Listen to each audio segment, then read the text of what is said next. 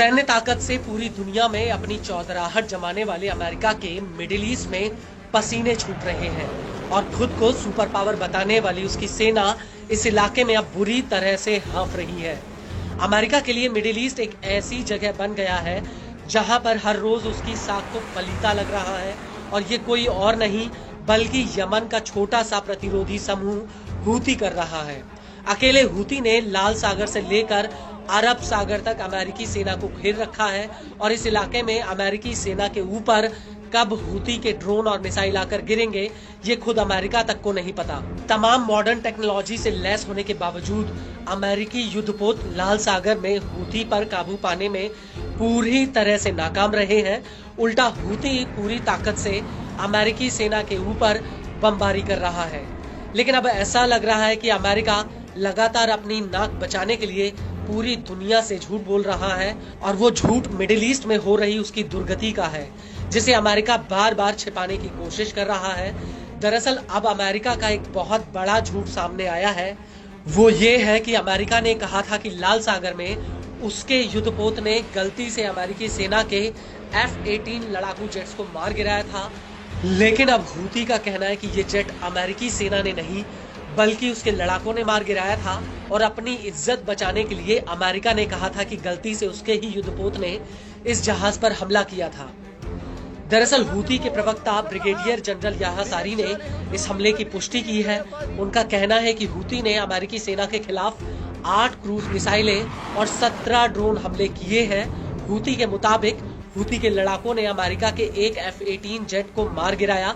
इसके अलावा अमेरिकी युद्धपोत ने जब यमन पर हमला करने की कोशिश की तो इस युद्धपोत पर भी हमला किया गया जिसकी वजह से अमेरिका के ज्यादातर लड़ाकू जेट्स को यमन का हवाई क्षेत्र छोड़कर उल्टा भागना पड़ा और ये सभी अंतर्राष्ट्रीय समुद्री इलाके में वापस चले गए।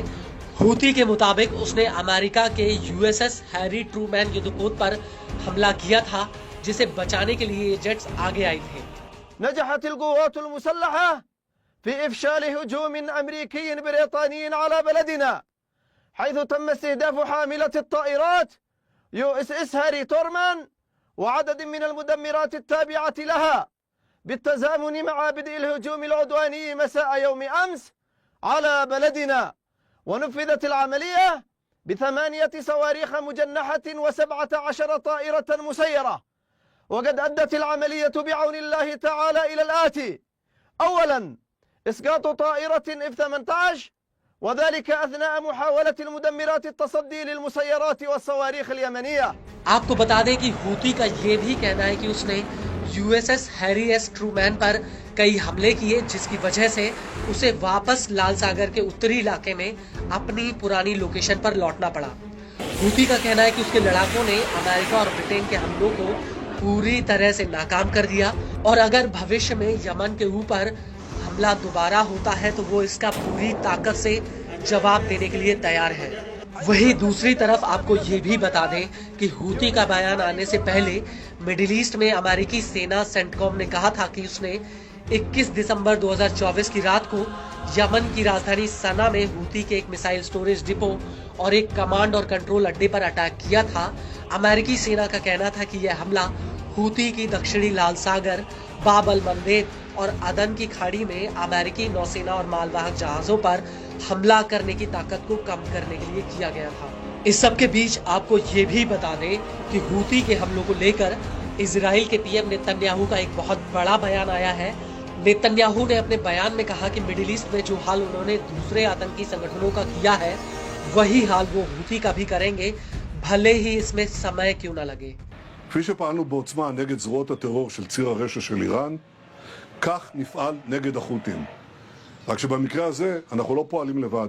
ארצות הברית וגם מדינות אחרות רואות כמונו את החות'ים כאיום לא רק על השייט הבינלאומי, על הסדר הבינלאומי.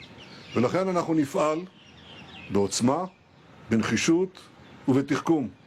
ואני אומר לכם שגם אם זה ייקח זמן, התוצאה תהיה אותה תוצאה. אותה תוצאה כמו מול זרועות הטרור האחרות.